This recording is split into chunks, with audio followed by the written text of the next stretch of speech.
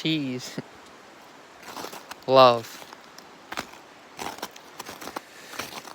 the love of life. It's not always practical because it's not altogether reasonable. Reason requires discrimination. Logic implies a differentiation between this one and that one, and thus a sense of division, separation. But the love I speak of only knows connection. It's the loving witness. It looks out at the world without a separate sense of meanness. There's no identification with limitation because it's pretty much free of opinion and position. Of course, it may have viewpoints to fall back on in conversation, but on the whole, in general, the love I speak of is unconditional. It's a way of being in the world, of looking out and feeling one with it, not feeling separate, not feeling an attachment. There's no, bookkeeping or hidden agenda or expectation. There's no IOU because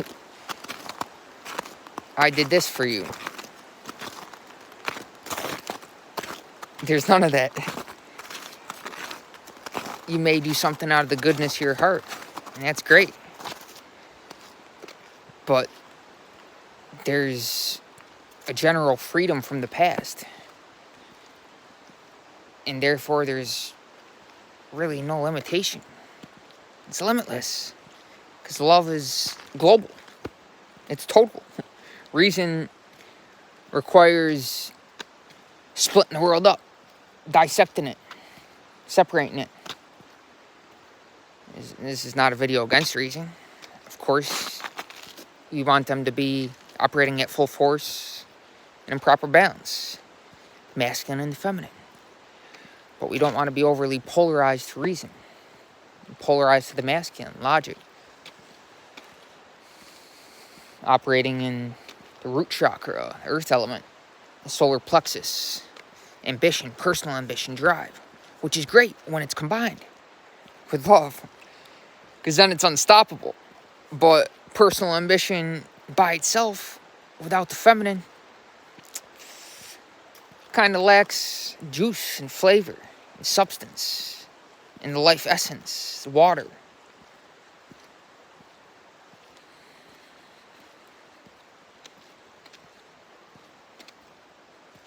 Lacks clarity and harmony. But when these forces are operating within us at full force, then there's a certain sense of balance and harmony within, and thus that's reflected without. And we see the world as perfect the way it is. There's no need to control it because we're not separate from it. There's not even the tidbit of desire to want to tell somebody to do this. Or say a pet, for instance. A lot of people that I've observed trying to control their pet. Down, yelling it. That's not the way to do it. They're going to reflect back to your energy. It's quite simply, that's the way it is. The world's a reflection of your inner projection onto it. And you don't have to project onto it. That's the point. You can just see it as it is without projecting any mentalization or identification onto it. And thus you won't feel separate. And thus you'll feel that love. It won't just be an idea or a concept. It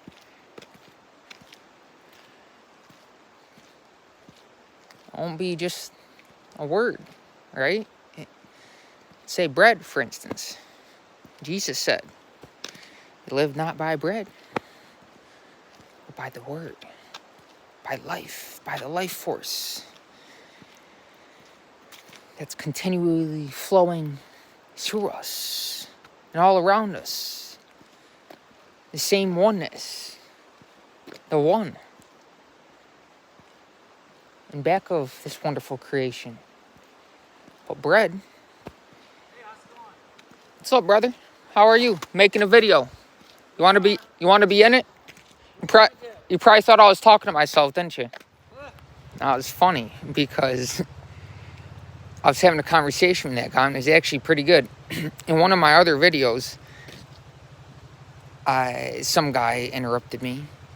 It didn't really, because I kept him in the video. I was making a video, and he came over, and I told him, "Hey, I'm making a YouTube video, and you're gonna be in it." So I'm keeping this thing flowing. It's going good, and I'm not stopping it. And I was gonna do the same thing right there. And that guy and we had a good conversation. I was gonna keep him in the video, but when I turned, I hit the phone and hit stop without even knowing it. So I kept on continued talking, and then I looked at the phone. I'm like, "Oh wow, I'm not even recording." So this is an extension or a continuation of the last video.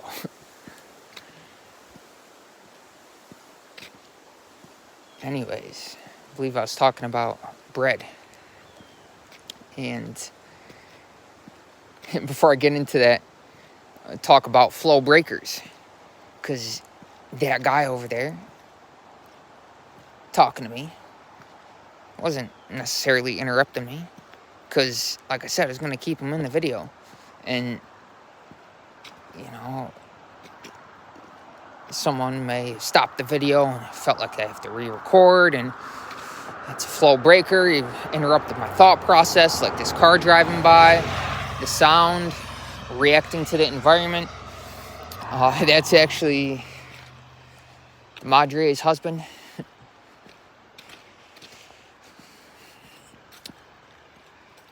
But I want to be aware of our reactions and get back to talking about bread. Because we live not just by bread. And you don't acquire sustenance from the word bread, from the concept of bread, from thinking about it, right? Bread only has any meaning in the actual eating of it. Other than that, it's a concept that if we're overly attached to it, whatever it is, not just bread, not just food, can drag our awareness to that and take us out of the present moment. If we identify with the thought, if we identify with it. If we don't see that we're the awareness that's aware of the thought, that's the witness of the thought rising in consciousness and not identifying with the thought itself. Of course, we can consciously identify with thoughts, something we want to see bring forth and manifest in the world. But we see our worldly and spiritual progress alike as a result of grace, because there's no personal self or person to take credit for it. It happens of its own because we opened our heart and we're a channel for that love, for that love that knows no conditioning. There's no person that is the conditioner of love, of God's love, saying, "I love this one because they're my family member, and I love that piece of life and that piece, but not that one because he has a different opinion, or because he has a different skin color, or because he's affiliated with that political party, or he's a Giants fan, or whatever it is. Petty things, I know. But some people are controlled by that kind of thinking. It's crazy. I know. I know you aren't. Or hopefully not. Just kind of flowing, legs are going.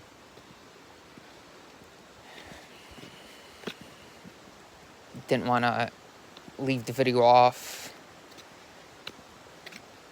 like that.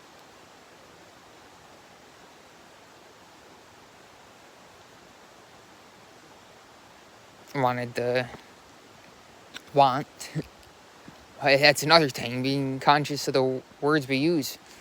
Past tense, present tense can make a lot of difference. And you got to update our language so that it's easily digestible and palatable for people. And I know I might not always be so easy to follow. You know, that's okay. It is what it is. Whoever is meant to see these videos will. Whoever isn't digging the flow, digging the vibe, they're click off in no time. And that's okay.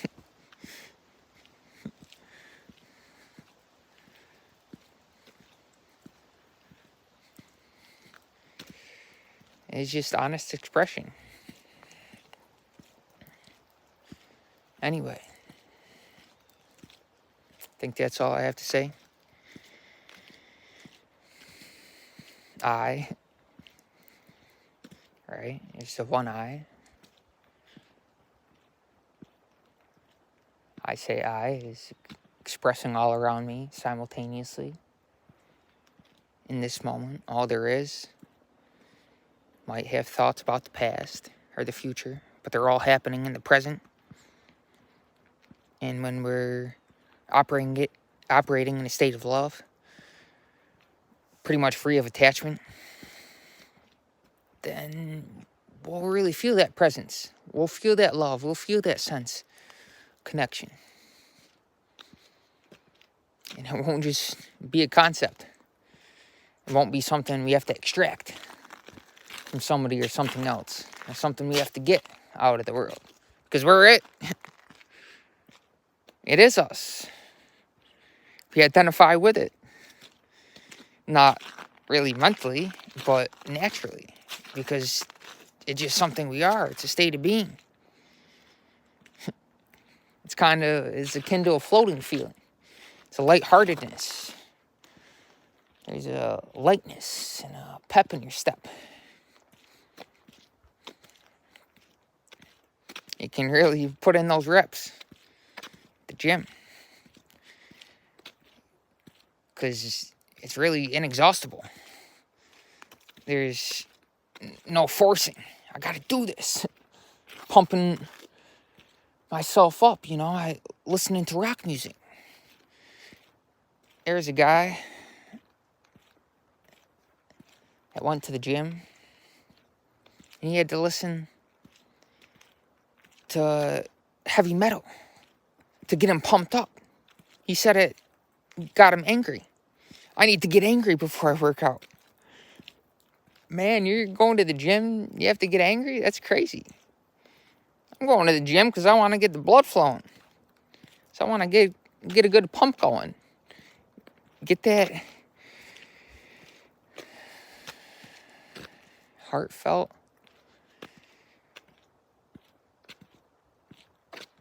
pump going, man. It's a different kind of pump.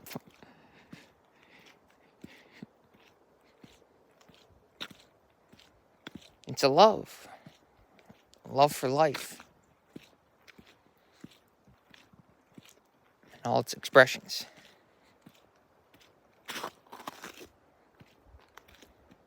There's no sense of division. Of course, we can use discrimination consciously, but we're not at the whim of it. we're not a slave to it. We're not a slave to our mentality because we don't identify with it.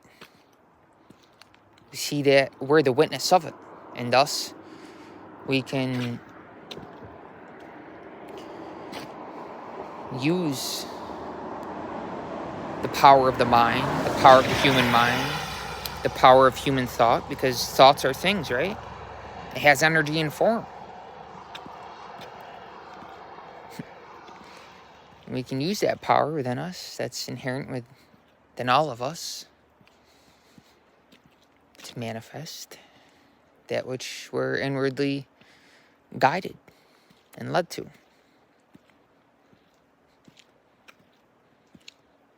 We get hunches and inspirations that arise from within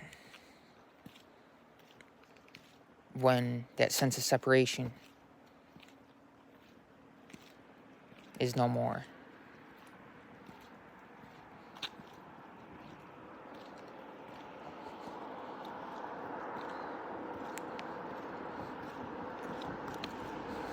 I'll end it there.